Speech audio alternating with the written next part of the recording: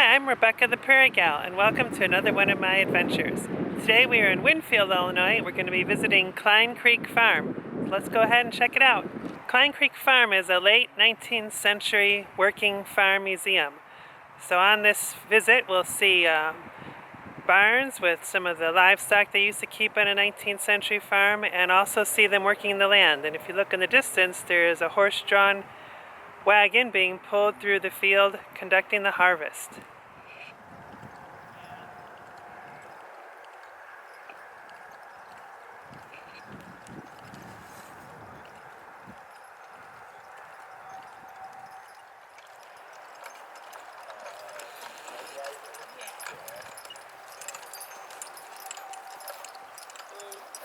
Hello, how are you?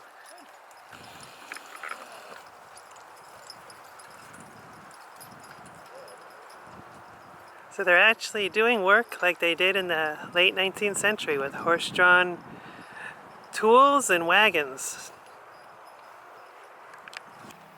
So the farm is sort of set back into the woods. So we have to walk along this trail, and we're actually going to pass over the Kline Creek, which is what the farm is named after, Kline Creek Farm.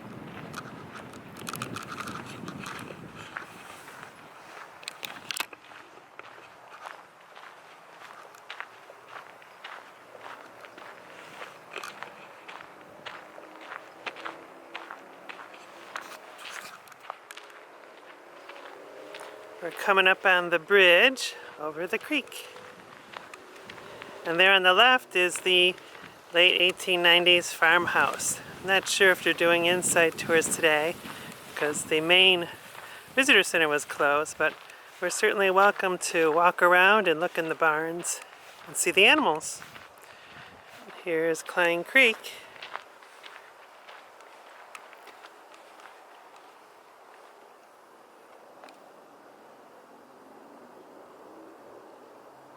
Very gentle moving creek.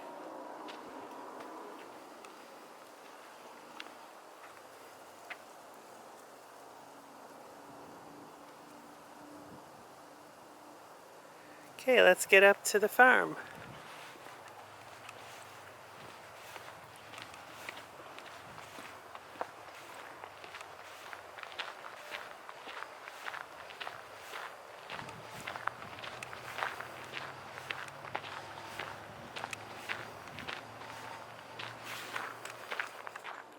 Okay, we'll take a walk up and check out the house from what we can see on the outside.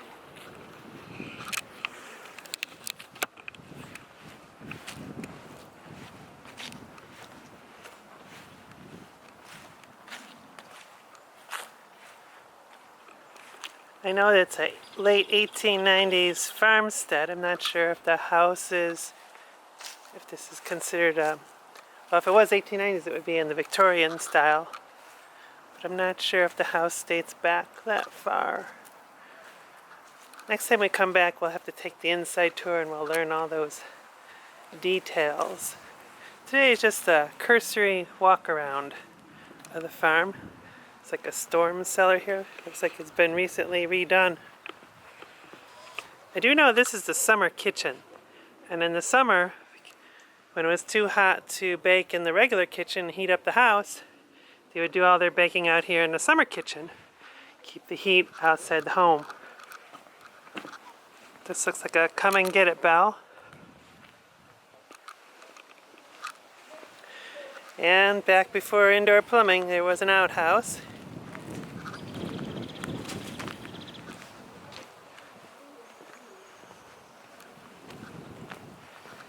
I don't think it's being used today, but there we go. Your typical outhouse. I'm not sure if they all had a lid like that, but it's probably a good reason to have a lid. Let's see, there's a gentleman talking over here. We'll go check out what the guide has to say.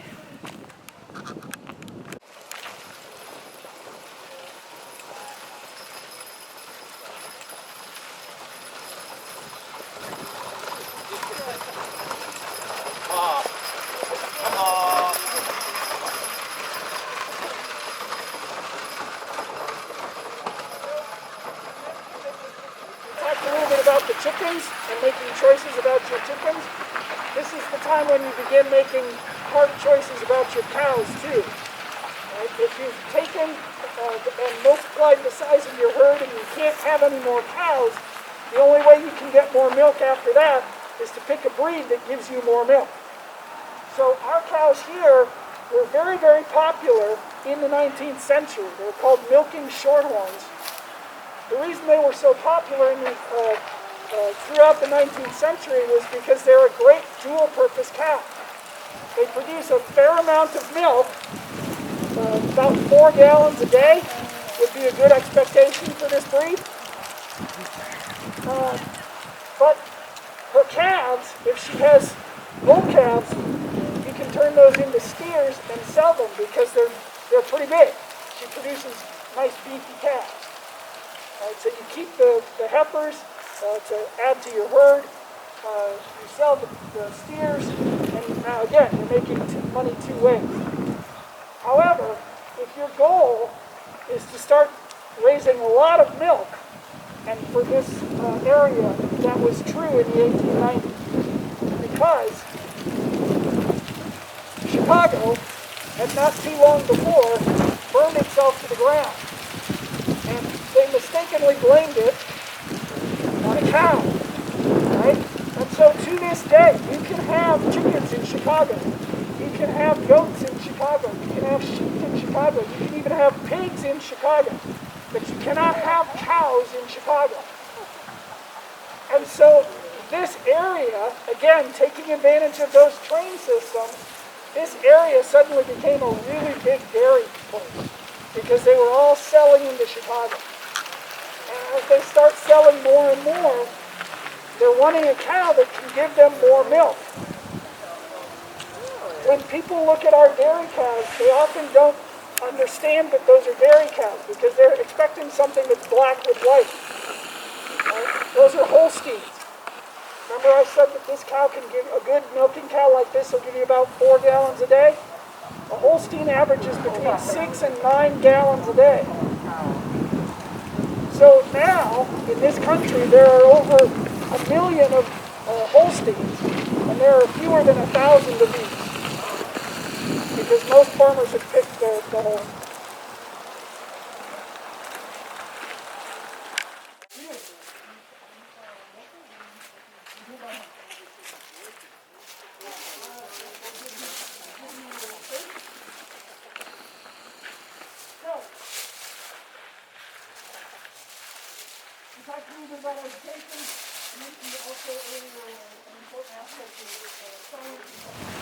There are all kinds of ways that you can get farming done. You can do it all by yourself. You don't need animals to help. But having the animals to help is a big improvement. So you've got horses, or in some cases you can use ox. If they're pulling a plow, that's fine. But by the 1890s, farmers are more and more using machines. There's still horse-drawn machines, animal-drawn machines, mostly horse, but machines nonetheless. And the way that they work, the manure spreader behind me being a classic example, is that they are ground-driven. So as the horses are pulling this, it takes two to pull this thing. As the horses are pulling this, the front wheels are how you steer. The back wheels are the power source for the machine. There's a lever on that side. There's a lever on the other side. As I'm driving along, if I engage this lever on my left, it engages this chain, which then engages the blades and the beaters, right, which is going to distribute the load. When I pull the handle on the other side, it engages the giant chain underneath, which also runs through the inside of the machine and pulls the load back into the blades. Before this, what you're going to do to spread manure around is you're going to use a wagon like that. So the horse is still pulling the load, but I am the power. I have to walk along with a fork or a shovel and distribute the load. So this is a lot less work for me. it's more work for the horses. And so you have to have 2,000-pound horses to make this thing work. George Washington Carver. George Washington Carver got his start as a student at what was to become Iowa State University. Again, one of the land-grant colleges. He taught there after being a student there for a while, and then he went to Tuskegee. And he's famous mostly for the peanuts. But he was not only studying peanuts. He was studying all kinds of things, trying to help farmers be more productive. And that kind of research was leading people to understand that it was nitrogen that was the key. Right? And so now, once they understand that, they also begin experimenting. Well, the manure is really rich in nitrogen, but what else can we do? And so you begin getting studies into chemical fertilizers. The chemical fertilizers don't take off in this country until the 1950s, but they're being developed as early as the 1890s.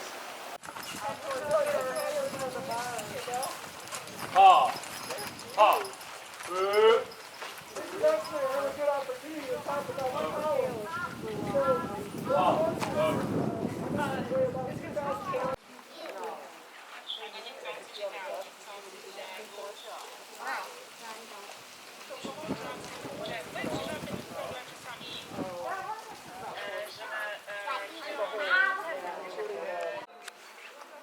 This is the Carriage House.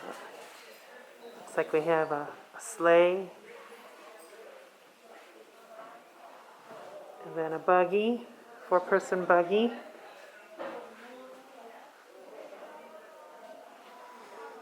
And the work area for them to do maintenance. And the wagons, I'm sure, and some other farm implements.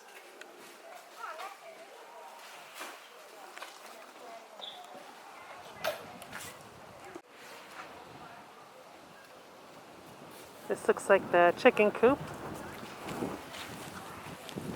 A few hens here. Take a peek inside.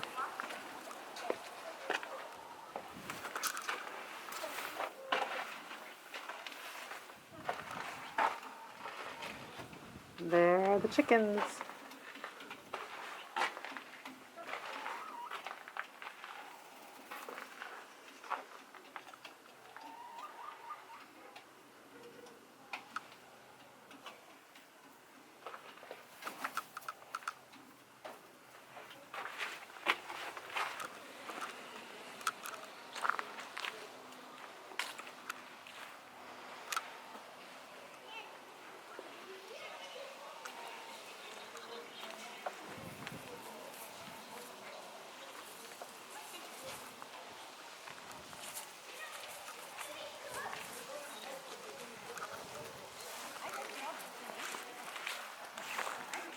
We'll come over here and say hello to the cows.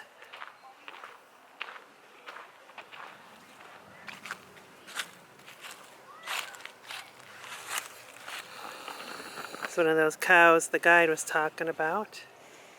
Milking cows. Eating his cud. Eating her cud. Eating her cud.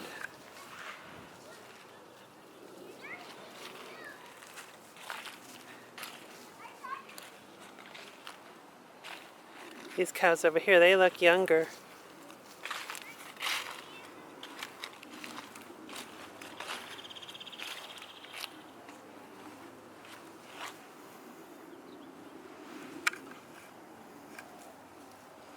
And some of those Percheron horses in the background that the guide was talking about.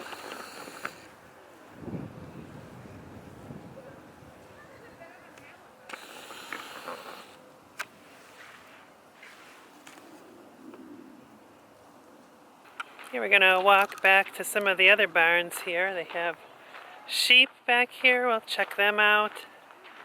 And, oh, it looks like the sheep are in their pasture grazing. Take a look at that.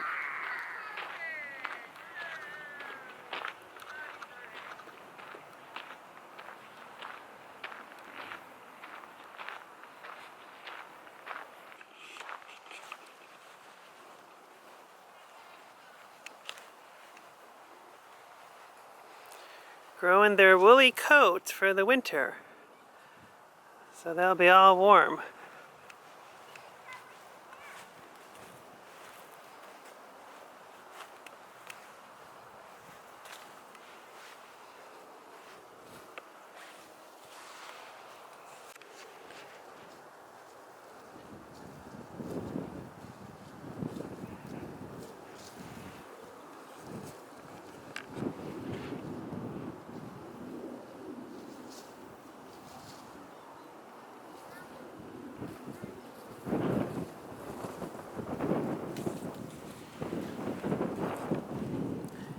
And here's a full view of the main buildings on the farm, the 1890s farmhouse, the barn we were just next to watching the horses, and on the top portion is where they store all the hay and straw.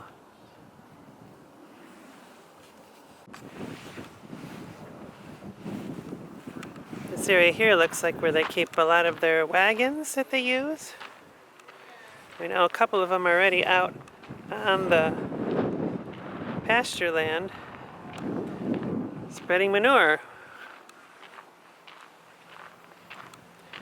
Do not feed anything to the animals. We certainly won't do that.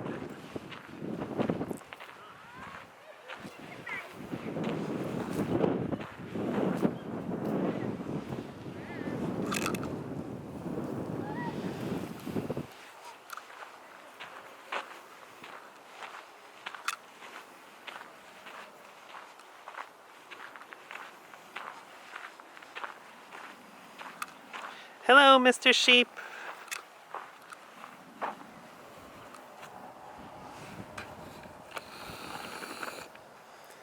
A lot of wool there that could be spun into a nice sweater or scarf or maybe a pair of socks. Share that wool off in the spring and go to town spinning. Oh, he's going to come up and say hello. Hello, Mr. Sheep.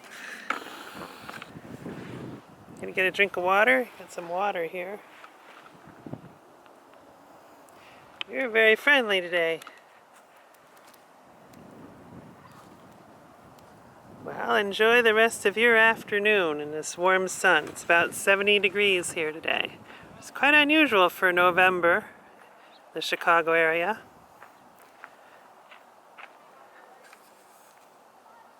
Yeah, he wanted a drink of water.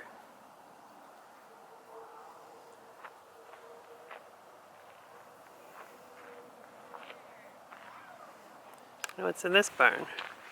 This is where the sheep normally stay when it's cold and they have to be inside. Yes, and all the sheep are out for the day.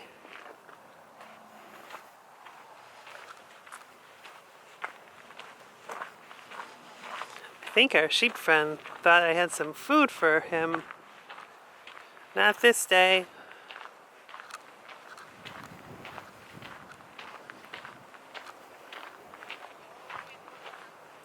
We'll walk to this very last barn and see who lives here.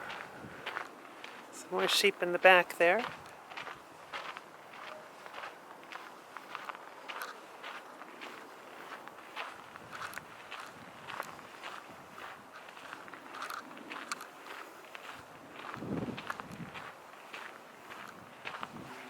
Well, looks like the horses or whatever animals live in this barn are out grazing.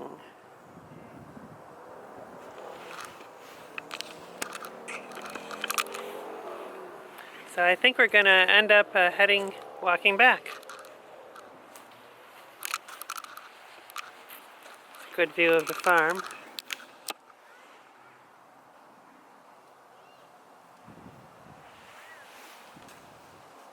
Okay, so we'll start walking back and see what else we could discover.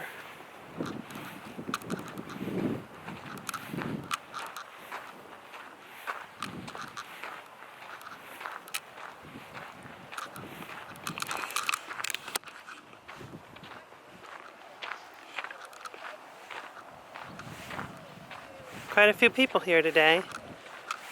And oh! One of the sheep We'll walk over there. Seems to want to have a conversation.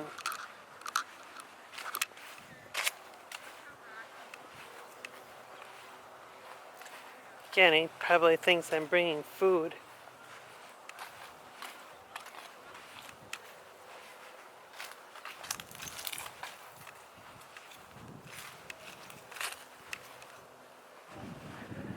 All right, Mr. Sheep. What do you have to say?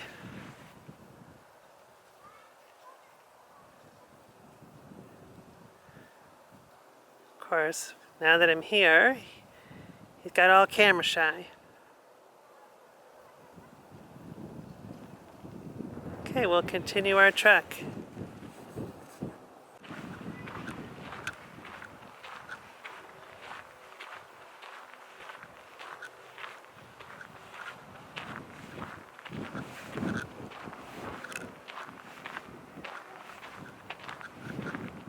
Looks like they have a small orchard here. I'm not sure if it's apples. Most likely it'd be apples.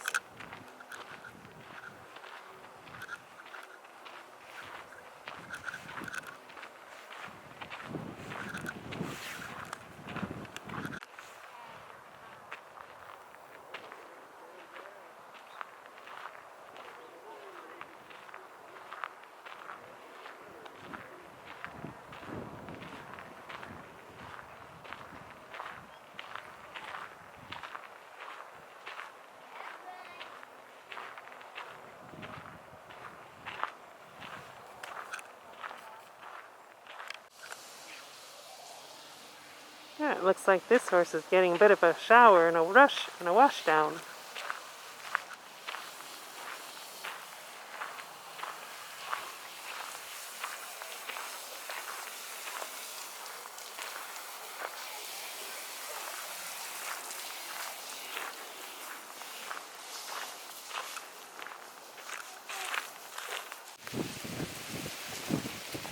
Looks like he's using a comb to comb his fur.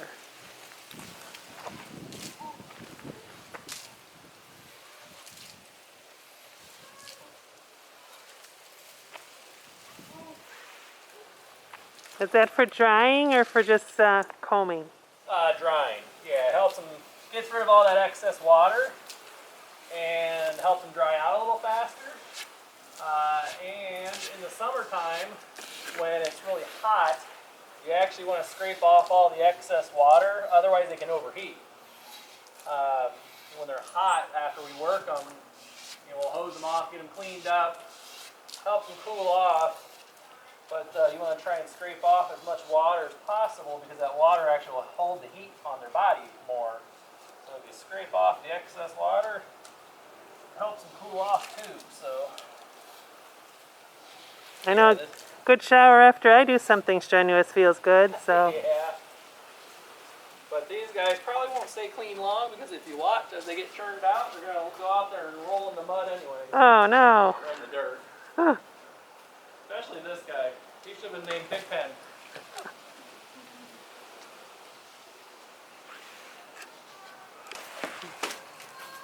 Oh, there goes Ike. Ike's laying down.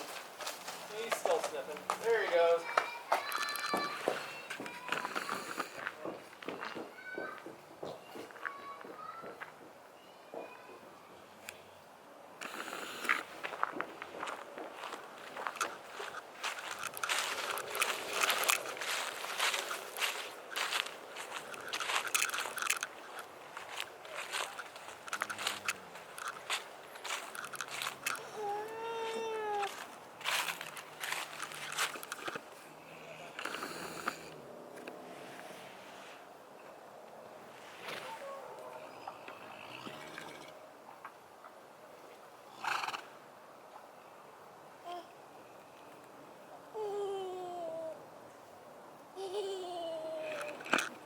So after that really good shower, he's gonna go roll in the dirt.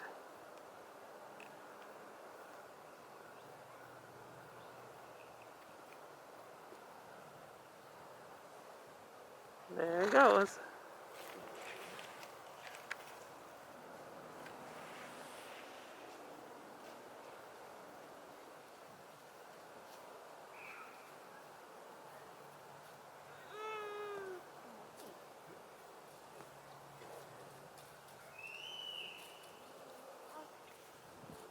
Oh my goodness, he's really covering himself with dirt.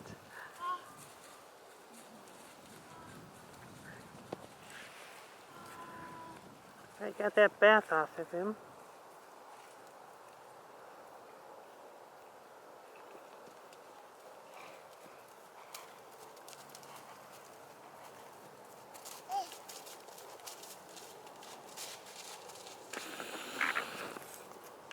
That's going to do it for today. I hope you enjoyed our visit to Kline Creek Farm here in DuPage County. If you enjoyed this video, please hit the thumbs up button. Then I'll know that that you like this kind of video, and I'll make more like it.